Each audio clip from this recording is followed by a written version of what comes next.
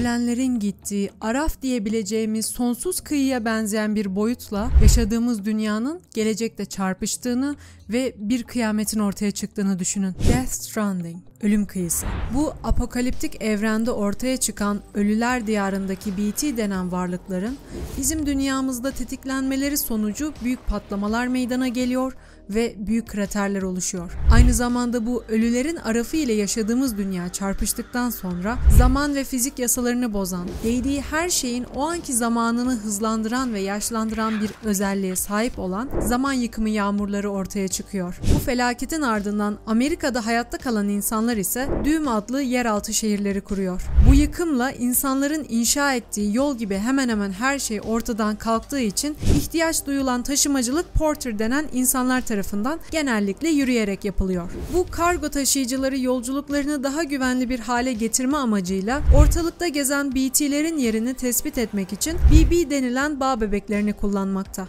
Bunlar yaşam ile ölüm arasındaki ölen veya ölmekte olan annelerden erken doğmuş bebekler. Bunun dışında Death Stranding evreninde özel yetenek diyebileceğimiz doğumlara sahip ölüler diyarıyla bağlantılı bazı insanlar var. Amerika'nın şu anki başkanı Bridget Strand, kiral enerjiyi bir diğer deyişle ölü enerjiyi kullanarak birbirleriyle iletişimi kopuk olan düğüm şehirlerinin arasındaki bağlantıyı tekrar kurmak istemektedir. Bu yüzden Bridget, kızı Emily'nin de dahil olduğu taşıyıcıların ve mühendislerin bulunduğu bir ekibi doğudan batıya tüm düğüm şehirleri arasında kiral ağı kurması için gönderir. Bu Birleşik Şehirler Bridges projesine karşı çıkan bir terörist grup olan Homo Demens ise Hicks liderliğinde Emily'yi kaçırır. Hikayenin ana karakteri bağımsız bir kargo taşıyıcısı olan Sam Porter Bridges. Merkez düğüm şehrine bir teslimat yaptıktan sonra Sam'den yakın zamanda ölen bir cesedi yakıcıya götüren bir kargo kamyonuna eşlik etmesi istenir. Çünkü ölüm kıyısı ortaya çıktığından beri cesetlerin yakılması gerekmekte. Eğer yakılmazsa cesetler nekrotize olup BT'ye dönüşürler. Bu da büyük bir patlamayı ve yıkımı beraberinde getirir. Bu görev sürecinde BT'leri kontrol edebilen maskeli bir adam ortaya çıkar ve BT'leri onlara saldırtır. Bunun sonucunda büyük bir patlama meydana gelir ve bu merkez düğüm şehrinin yok olmasına neden olur. Sam'in özel yeteneği yani doğumu öldüğünde bedenine geri dönebilmesi olduğundan hayata geri döner. Sam uyandığında kendisini başkent düğüm şehrinde Deadman adlı bir doktorun yanında buluyor. Deadman ona Sam'in annesinin, namı diğer Amerikan başkanı Bridget'ın ölüm döşeğinde olduğunu ve morfine ihtiyacı olduğunu anlatır. Morfin teslimatı gerçekleştikten sonra Bridget, Sam'den son dilek olarak Bridges'a tekrardan katılmasını ve kardeşi Emily'yi kurtarıp Amerika'yı tekrar birleştirmek için yardım etmesini ister. Bundan sonra Bridget'ın hayatı son bulur. Daha sonra Sam ölen annesinin cesedini yakıcıya götürür. Cesedi yaktıktan sonra kargo kamyonundaki görevde edindiği bağ bebeğini yani BB'yi de görevde bir işe yaramadığından dolayı yakması emredilir. Ama Sam yapamaz. Bu sırada BT'ler etrafı kuşatır. Sam BB sayesinde BT'lerin gezindiği yerleri tespit eder ve böylece BT'ler ile herhangi bir etkileşime girmeden kaçar. Sam geri döndüğünde başkanın güvenlik şefi Die Hardman'la ve kız kardeşi Emily'nin hologramıyla bir araya gelir. Emily ondan batıya doğru ilerlemesini, şehirler arası kiral ağı kurmasına yardım etmesini ve kendisini tutsak alan terörist grubu olan Homo Demens'ten kurtarmasını ister. Sam her ne kadar isteksiz olsa da bu yüklü uğraşı kabul etmek zorunda kalır. Daha sonra Sam liman düğüm şehrine doğru yola çıkar ve burada BT'leri kontrol edebilen maskeli adamla tekrar karşılaşır. Sam adamın adının Higgs olduğunu ve adını tanrı parçacığından yani Higgs bozonundan aldığını öğrenir. Higgs Sam'e devasa boyutta bir BT'yi saldırtır ve Sam bu BT ile savaşmak zorunda kalır. Sam bununla başa çıktıktan sonra hikayenin başlarında tanıştığı Fragile adında kendi şirketine sahip bağımsız nakliyeci ile tekrar karşılaşır. Fragile'ın da kendine has bir doğumu yani özel yeteneği vardır. Bu ona kendi kıyısına yani arafına erişme özelliği ile birlikte ışınlanma kabiliyeti sağlar. Sam Fragile'ın bir zamanlar Higgs ile birlikte çalıştığını öğrenir. Fragile farkında olmadan merkez düğüm şehrine bir nükleer bomba teslimatı yapmıştır. Bunu daha sonradan fark eden Fragile, Güney düğüm şehrine gönderilecek olan Higgs'in ikinci bombasını sabotaj etmeye çalışır. Ne yazık ki Higgs bunu anlar ve Fragile'a iki seçenek sunar. Ya şehri feda edip kendisini kurtaracaktır ya da şehri kurtarmak için zaman yıkımı yağmurunda yürüyüp yüzü hariç bedeninin yaşlanmasına izin verecektir. Fragile ikinci seçeneği seçerek şehri kurtarmayı seçmiştir. Aynı şekilde Higgs Sam'i de bu şekilde kullanmaya çalışıp ona Güney Güney Düğüm şehrini bir kratere çevirmek için bir bomba teslimatı yaptırmaya çalışır. Sam bunu fark eder etmez bombadan kurtulur. Yolculuğuna devam eden Sam, kiral kasırgalarıyla karşılaşır ve bu kasırgalar onu 1. Dünya Savaşı'nda geçen bir savaş alanına çeker. Burada BB'ye bağlandığından beri BB'nin anılarında gördüğü adam ile, yani Clifford ile ilk kez karşılaşır. Clifford BB'sini geri istemektedir ve Sam, Clifford'un hayalet ordusu ile savaşmak zorunda kalır. Belli bir zaman sonra Sam gerçekliğe geri döner. Daha sonra Sam'in yolu kendisi bir mühendis olan Mama'ya düşer. Mama kendisi bir BT olan ölü bebeğine göbek bağı, yani kordon ile bağlıdır. Bunun nedeni Mama hastanede doğum yaparken teröristler hastaneye saldırmıştır ve göçüğün altında mahsur kalan Mama hayatta kalabilirken ne yazık ki bebeği ölmüştür. Bu şekilde de birbirlerine bağlı olarak kalmışlardır. Mama, Sam'e kiral fırtınaların, kiral yoğunluğun fazla oluşmasından ortaya çıktığını anlatır. Ayrıca Mama, Sam'in şehir istasyonlarını kiral ağa bağlamak için kullandığı Cupid cihazının arızalı olduğunu fark eder. Mama, Sam'e yeni bir Cupid verir. Ancak çalışmasını sağlamak için Mama'nın ikiz kardeşi olan Lachna'yı bulması gerekir. Ne yazık ki ikiz kardeşlerin arası açılmıştır ve bu yüzden Sam'in Lachna'nın önce güvenini kazanması gerekmektedir. Her ne kadar bu Mama için çok zor olsa da Mama, Sam'den bebeğiyle olan bağını kesmesini ister. Bebeğiyle duygusal bir ayrılık yaşayan Mama, Sam'den bu sefer onu evine götürmesini, yani kardeşi Lachna'ya götürmesini ister. Lachna'nın bulunduğu bölgeye varan Sam, asıl adı Mulligan olan Mama ile Lachna'yı tekrar kavuşturur. Ne yazık ki bu sırada Mulligan bebeğiyle olan bağın kesilmesinden dolayı ölür. Mulligan'ın ruhu ise Lachna'nın ruhu ile birleşir ve Lachna ile aynı bedende Mulligan tekrar hayat bulur. Bu ara yan bir bilgi olsun, Mulligan ve Lachna İsveç'te birbirinden sadece 16 kilometre uzaklıkta bulunan iki kraterin adıdır. Tek bir meteorun atmosfere girdiğinde ikiye bölündüğüne ve iki krater oluşturduğuna inanılıyor. Hikayeye dönersek ilginçtir ki Mama'nın bedeni nekrotize olmaz. Sam odasına geri döner ve biraz dinlenmek için uykuya dalar. Uyandığında artık Lou olarak çağırmakta olduğu BB'sinin kaybolduğunu fark eder. Deadman elinde Lou ile ortaya çıkar. BB'nin yaşayanların dünyasına yaklaştığını ve Sam'e BB'lerin sadece yaşayanlar ile ölülerin dünyaları arasında köprü görevi görmesi gerektiğini söyler. Ve ayrıca eğer BB'yi resetlemez ise BB'nin çalışmayı durduracağı konusunda Sam'i uyarır. Deadman BB'yi resetler. Sam resetlenmiş Lou ile tekrar bir araya gelince başka bir kiral fırtına ortaya çıkar. Sam ve Deadman bu sefer birbirinden ayrılmış vaziyette kendilerini 2. Dünya Savaşı'nda geçen bir savaş alanında bulurlar. Sam Deadman'e ulaştığında Lou'yu geri alır. Bundan sonra Sam Clifford ile tekrar karşılaşır. Clifford ile olan arbedede Sam Clifford'un künyesini yakaladıktan sonra odasında uyanır. Bu sırada Sam'in karısının ve çocuğunun geçmişte bir patlama sonucu öldüğünü, Deadman'in kök hücrelerden ve cesetlerden oluşturulmuş yapay bir insan olduğunu ve Clifford Unger'in ise Kosova ve Irak'ta görev yapmış bir Amerikan ordusu özel kuvvetler yüzbaşısı olduğunu öğreniyoruz.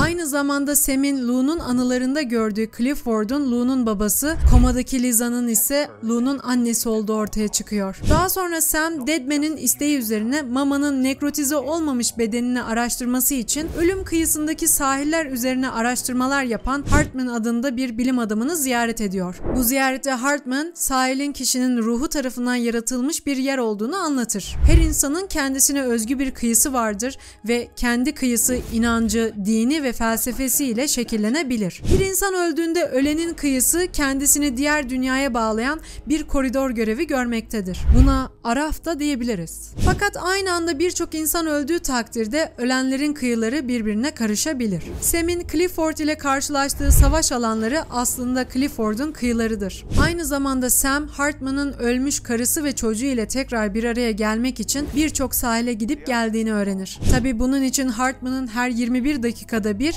3 dakikalığına ölmesi gerekmektedir. Daha sonra Sam, Deadman'in Sam'in kargosuna gizlice soktuğu göbek kordonunun aslında Bridget Strand'e ait olduğunu öğrenir. Hartman, Mama'nın bedeniyle kordonun kiralyum ile aşılanmış olduğunu açıklar. Bu da onlara kıyı ile bağlantı kurmalarını ve zaman akışından etkilenmemelerini sağlamıştır. Göbek bağından çıkarılan bu sonuçla birlikte Hartman, Bridget Strand'in bir yok oluş varlığı olabileceğine inanır. Aynı şekilde kızı Emily'nin de aynı kişi yani Bridget olabileceğini öne sürer. Sam, sonuncu istikameti olan batı kıyısına ulaşır ve Amerika'yı tekrar birbirine bağlama görevini tamamlar. Bu sırada Hicks Emily ile ortaya çıkar. Kiral Ağ artık tamamlandığı için için Hicks Emily'yi kullanarak tüm insanların kıyılarını tek bir kıyıda toplayıp 6. ve en yıkıcı yok oluşu gerçekleştirmek için son bir ölüm kıyısı tetiklemeyi planlamaktadır. Bunu engellemek için ise Sam önce Hicks'in devasa BTC ile savaşır. Daha sonra Hicks Emily'yi de yanına alarak sahile kaçar. Fragile'ın teleport yardımı ile birlikte Sam sahile ulaşır. Hicks ile son bir mücadele içerisine giren Sam,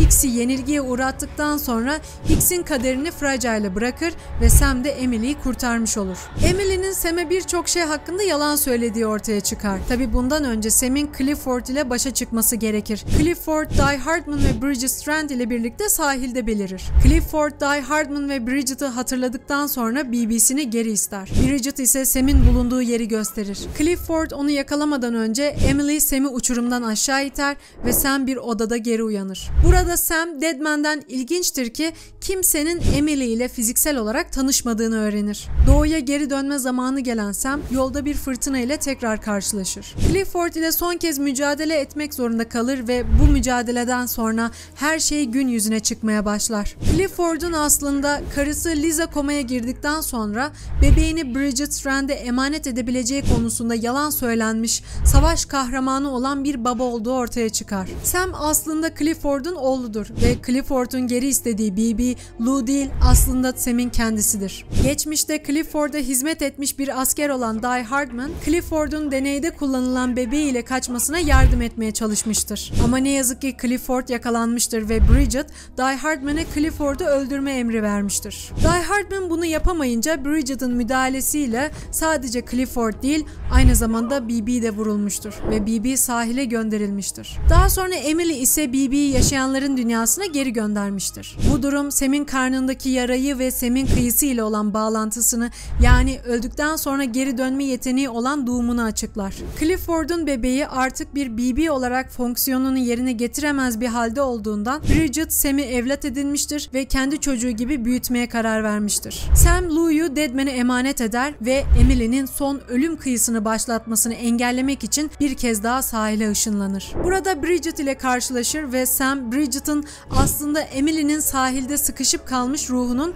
bedeni olduğunu öğrenir. Yani ikisi tek bir varlığı oluşturmaktadır. Ve nihai amacı kendisi bir yok oluş varlığı olduğundan kaçınılmaz olan 6. yok oluşu başlatmaktır. Bu yüzden de Sam'e şehirler arası kiral ağ kurma görevini vermiştir. Şehirler birbirine bağlanırken aynı zamanda insanların kıyıları da Emily'nin yok oluş kıyısına bağlanır. Emily, namı diğer kitlesel yok oluş varlığı, Sam'e bir silah verir ve ona 2 seçenek verir. Ya dünyanın sonunun gelmesini Emily ile birlikte öylece izleyecektir ya da Emily ve Emily'nin sahili ile olan tüm bağı kesecektir. O sırada Sam silahı bırakır ve Emily'ye sarılır. En başından beri Emily aslında yok oluşu getirmek istememektedir. Bu yüzden küçük Sam'e zamanı geldiğinde onu durdurması için ısrar eder. Çünkü bunu yapabilecek tek kişi Sam'dir. Fakat aynı zamanda yok oluşun engellenemez olduğunun da farkındadır. Sam ona sarılarak Emily'ye Sam'in en çok değer verdiği şeyin insanlar arasındaki bağlar olduğunu hatırlatır. Bu nedenle Emily